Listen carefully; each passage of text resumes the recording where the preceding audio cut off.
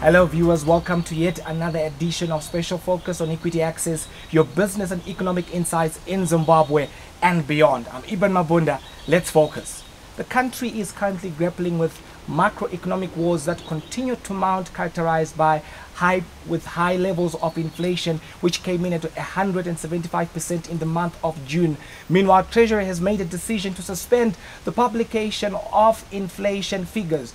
Fuel queues have become the order of the day. The shortage of basic commodities on the shelves across the board, as we continue to see Zimbabwe's economic story have a dampening effect on the masses. Question is there a remedy to Zimbabwe's macroeconomic woes? Is there a panacea? Now, to discuss that, we paid a visit to Zimbabwe's former finance minister, who is currently MDC legislator for Harare East, and of course is the vice president of the MDC Alliance, which is Zimbabwe's main opposition party. Now, Honorable Biti, good morning and welcome to Special Focus. Fantastic. Now, well, let's start by talking about your reload document. I mean, this comes on the backdrop of the MDC having planned a mass demonstration on the 16th of August. But maybe just to get into the teensy-weensy details of that particular document, you have said in that document that you intend to take Zimbabwe back into a multi-currency regime, as well as build capacity to have Zimbabwe be a part of the Rand Monetary Union. Now, question that I would ask also to you would be, you are on record for having said that the US dollar has been a bit of a too strong currency for Zimbabwe, and evidently so. I mean, we've seen a widening trade deficit averaging about $2.5 billion between 2010 and 2016. What is your comment where that particular subject is concerned? Well, thank you very much. Firstly, a reload is a political document that seeks to provide a political solution given the fragility of the state at the present moment, the vulnerability of the state at the present moment, the fact that we are a country mired by a crisis of legitimacy, a crisis of governance. This country is going nowhere and very fast. So as a responsible leadership and as a responsible movement, we came up with this document, Reload, which is essentially anchored on 5 key issues. The issue of pressure, political pressure, including the peaceful constitutional exercise of our right to demonstrate as codified by Section 59 of the Constitution of Zimbabwe. And this is exactly what we'll be doing in the streets of Harare on the 16th of August 2019. And I emphasize peaceful, constitutional and legitimate expression. We are calling it the Zimbabwe Democracy Peace March on the 16th of August 2019, and I hope you will join us. The second thing is the need for dialogue, the need for engagement. We have a national crisis in ZANU-PF and Emmerson Mnangagwa. The crisis beyond them. Emmerson Mnangagwa has no capacity, no idea of the nature of the crisis arising and arresting this country. And the Trojan horse in the system is Muturi Ngube, who knows absolutely nothing about what he's doing. And the economy is telling him that. So we need a crisis we need dialogue to discuss a comprehensive arena of reforms, a comprehensive package of reforms. The fourth thing is to find an implementing mechanism after we have agreed the reform. So pressure, dialogue, reforms, and then an implementing mechanism. We prefer a national transitional authority as MDC, but let the parties on the table negotiate that transitional mechanism. But the transitional mechanism must have a sunset clause, which should lead us to a free, fair, credible election where Zimbabweans will freely choose leaders of their choice. That's our solution to the crisis. That's Reload. But Reload also offers answers and raises issues, political, legal, constitutional, and economics. And on economics, we have made it very clear. We've made it very clear that this economy requires major structural reforms to move forward.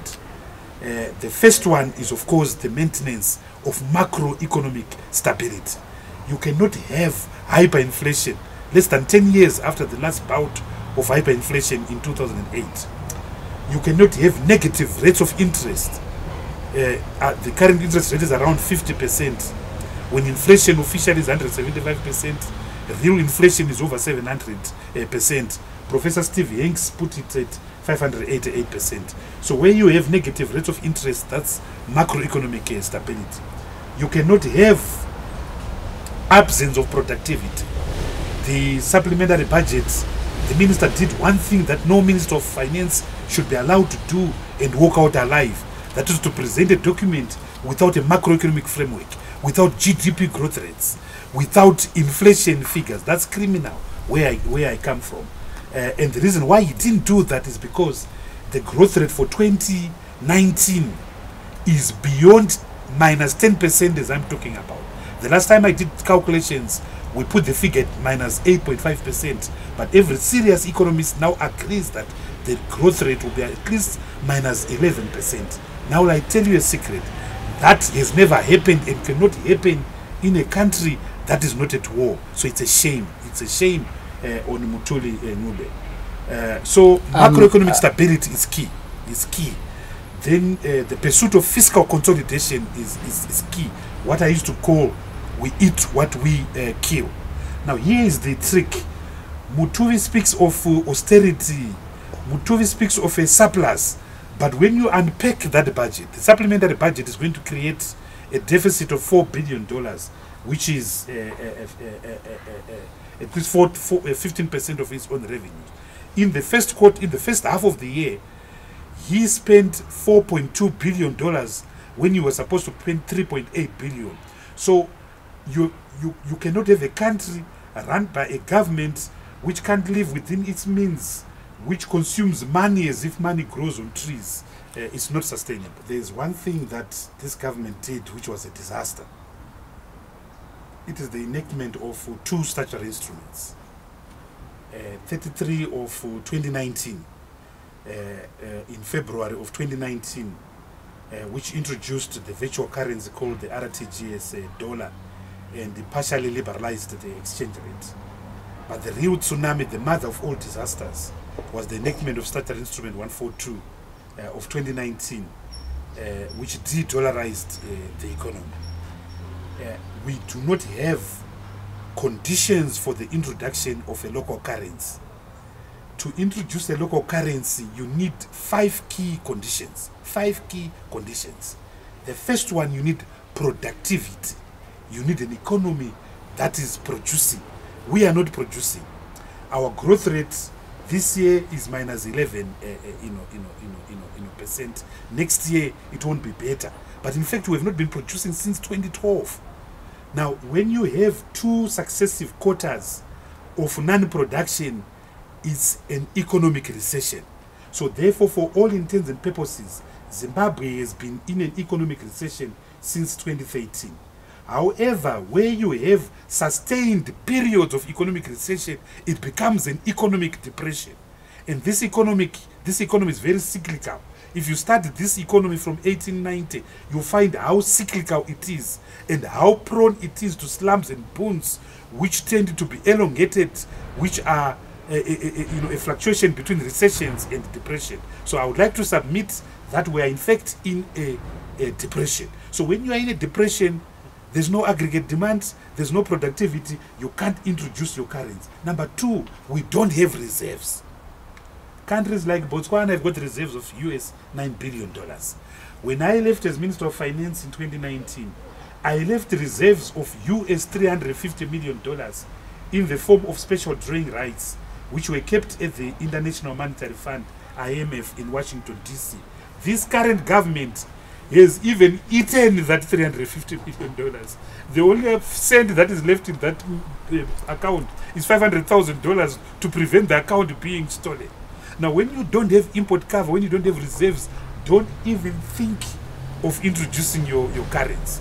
The third thing, the third precondition, you need a healthy current account. You need a healthy current account. Now, where you have got a current account which is 15% of GDP, where the ratio of your exports to imports is 1:4. Our exports are around $3 billion. Our imports are almost $8 billion, meaning that for every dollar that is coming into Zimbabwe in the form of export earnings, $4 are going out of Zimbabwe in the form of import payments. So if you do that, the forces of supply and demand will just crash that currency. Next precondition, I said 5, you need a healthy capital account. There has to be huge capital inflows in your country in the form of foreign direct investments, in the form of private equity funds, in the form of diaspora remittances, in the form of overseas development assistance. We have none of the above. Zero. So when you have got a negative capital account, a negative current account, zero reserves, and no productivity, don't introduce a currency. But the biggest deficit we have, the real kwashioka, is a political deficit, is the absence of trust and confidence. No one trusts ZANU-PF, no one trusts Mtuvi Ngube, no one trusts Emerson Mnangagwa. Now, economics is 40% technicalities, 60% trust. The people of Zimbabwe don't trust the Zim dollar. The Zimbabwean dollar was caught in flagranto.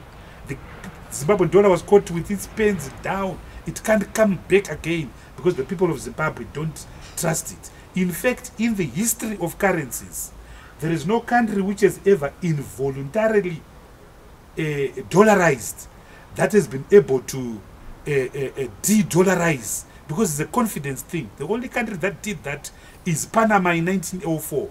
Maybe Israel in the 70s, but Israel is a very, very unique country because of its nationalism, the Zionism and so forth. But no country that can do that successfully. Even those countries that have pretended to have their own currencies, they still anchor or peg their currencies to the US dollar. So it's not possible scientifically, it's not possible politically, it's not possible psychologically. So we can't introduce our own currency. We can't. Our proposal as MDC is that let's join the Rand Monetary Union. In fact, let me be very clear. Let me be clear. That is pretty much a process. Let me be clear.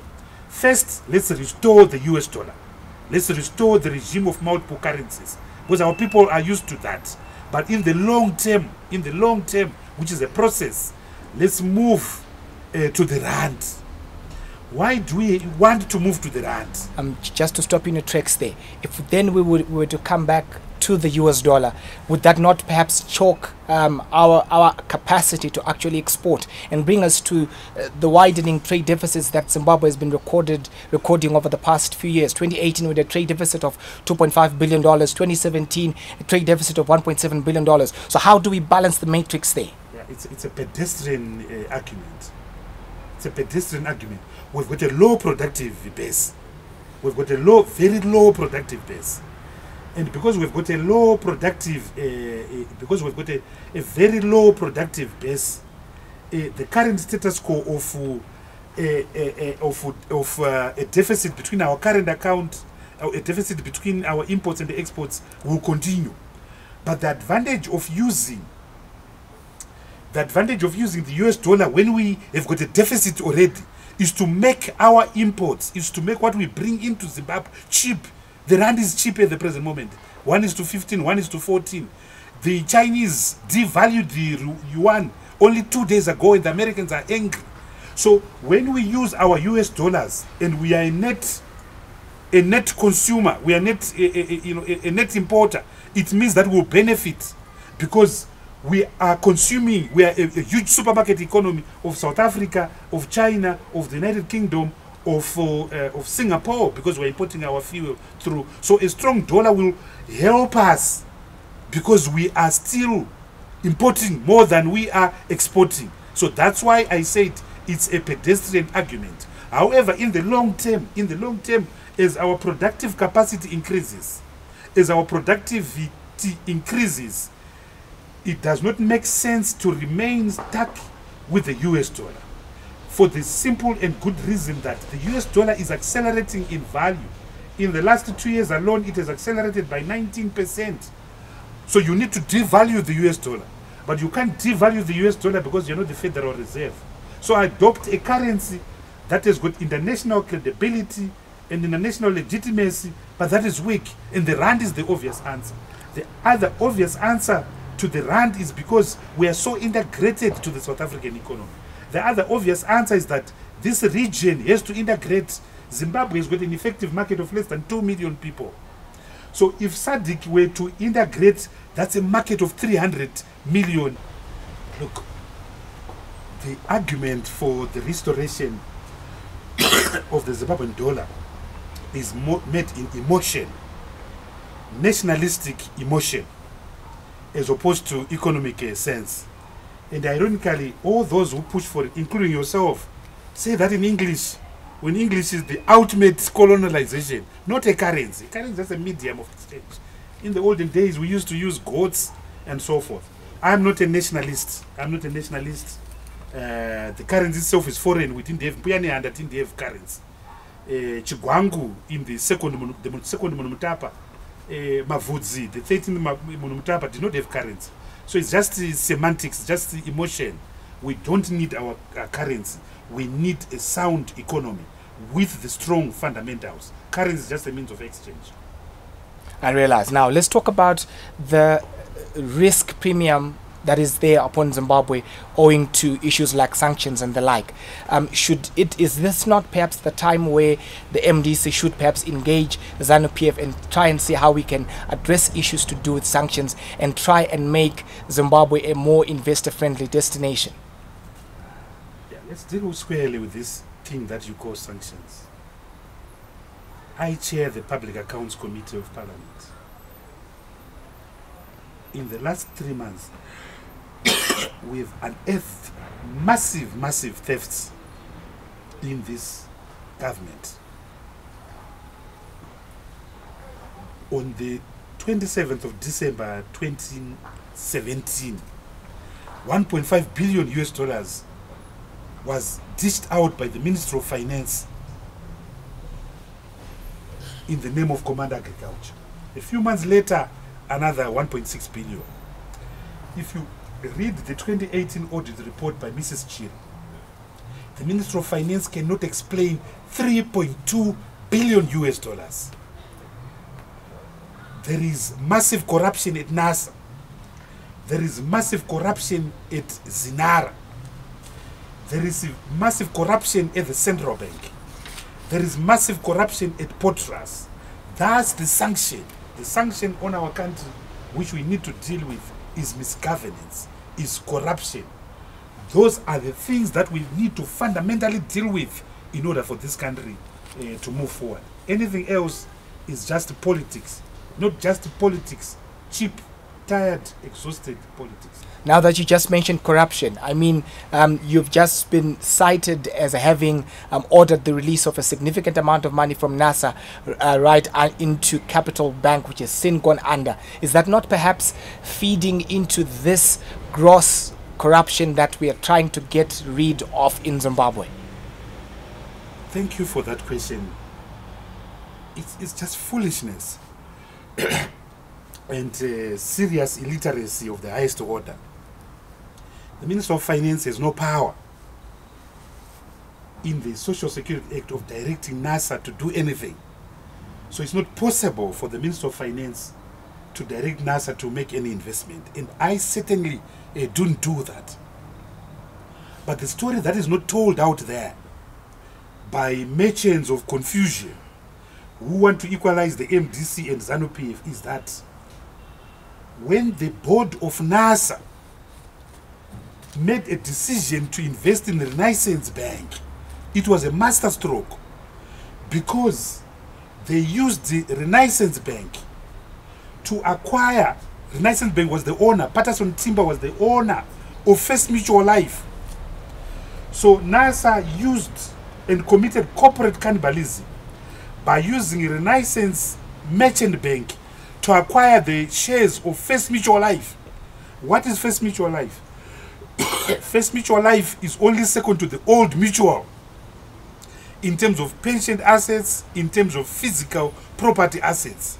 So whoever advised NASA to invest in Capital Bank is a genius, because for $20 million they got an asset which is worth $400 million. No one will tell you that story now. No one will tell you that story. And the minute that NASA acquired the shares in First Mutual Life, they pulled out of Renaissance Merchant Bank. Capital Bank collapsed, and they opened their bank, National Building Society, for $45 million US. So number one, the Minister of Finance doesn't have those powers, and I certainly didn't do that. But secondly, whosoever advised NASA to do that is a genius, because NASA then suddenly found itself competing with Old Mutual without making the same investments, because it acquired the shares of First Mutual Life. Fair enough. Now let's talk about the situation that we have with the municipalities. The MDC, of course, is in charge of the urban areas, or should I say the metropolitan areas, and we continue to see a lack of efficient service delivery in terms of water supplies, in terms of the road, even in terms of waste collection and even recycling. We've seen Econet coming onto the scenes to try and provide somewhat a solution to some of the problems that MDC-led municipalities should actually be looking into. What is your comment where that is concerned? Thank you. Again, it's a pedestrian position. It is the business of government, central government, to embark on capital projects, to embark on utilities. There's a water challenge in Zimbabwe. Why? There's a water challenge in Harare. Why? It is because Harare was designed for 500,000 people. Now Harare has got 2 million people. We should have built Kunji Dam 20 years ago. We should have built a third dam 20 years ago, but we have not done that. So central government has not provided the necessary requisite public sector investment, gross capital formation that is essential for local authorities to dispose of their duty. Therein lies the problem. Central government. And in addition, central government last made investments in this country in the 60s. If you wake up someone who died in 1968 in Harare, you won't get lost, because apart from the Reserve Bank, there's been no new infrastructure. What might confuse that dead person is that where there was Jameson Avenue, there's now Samora Machel Avenue. So the country is suffering from a kwashiorkor of gross capital formation due to ZANU's lack of infrastructural investment. Look at electricity. The power stations Wange 1 and 6 should have been decommissioned in 1984. We're still using them. Our roads are dead roads. A dead road is a one that goes for 30 years beyond its lifespan. Beit Bridge to Harare is a dead trip. It's a dead road. So ZANU was asleep for 40 years, and that's why we are paying a price. Fair enough. Now let's talk about the crisis that we've got before us. We've got over 5.2 million people in need of food aid. This is according to a report issued by FuseNet. This is in the urban, this is in the rural areas before we talk about those in need in the urban areas. What's your comment where Command Agriculture, we've seen the minister allocating over $2 billion where that is concerned. Should we be looking at Command Agriculture? What strategy should be implemented in terms of trying to make it efficient? What is your remedy in that particular case? Command Agriculture is a failure. And Command Agriculture is just a vehicle of primitive accumulation. Not just accumulation, primitive, predatory accumulation. As I have explained to you before, we brought before the Public Accounts Committee Mr. Ringford Chitsiko, who is the permanent secretary in the Ministry of Agriculture. We put it to him that his ministry had received $1.5 billion in December of 2017. We put it to him that his ministry had received $1.6 billion in 2018. He didn't know it. So the line ministry responsible for Command Agriculture does not know anything about Command Agriculture. The fact that we have to import at least 2 million tons of maize is an indictment. The fact that 5 million people have to be fed is an indictment, and it's proof that anything with a command in it can't work. Command economics don't work, command agriculture doesn't work. So we need to disband command agriculture like yesterday, Namhla, Kates, and we need to go back to things that work. What are the things that work? Allow the farmer to have cheap access to resources from the banking sector. We set up an agricultural bank called the Agri-Bank. Populate the Agri-Bank with cheap loans that will be lent out to farmers on the basis of a business model, not this current patronage system. Number two, is an immediate solution to the current food shortage. Repeal Statutory Instrument 145 of 2019, the one that imposes a monopoly to the GMP. Allow anyone who wants to import food in this country to bring food into this country. And I will tell you, there won't be a single person who will go hungry, because the market was designed for that. The market can do that. But the minute you try to be clever for nothing and go back to dirigism, go back to command economics, made things like SI 145 of 2019, you are a joke, and you make our people starve as they are going to starve. So allow the market to deal with the problem of hunger. We've always had vulnerable people in this country. We've always had vulnerable people in this country. The international community has always been able to look after our vulnerable people. So don't worry about them. The international community, TFIT, USAID, and other agencies, WFP, have always been able to look after our vulnerable people. But the majority of Zimbabweans are not vulnerable. They want to work for themselves. They are hardworking people.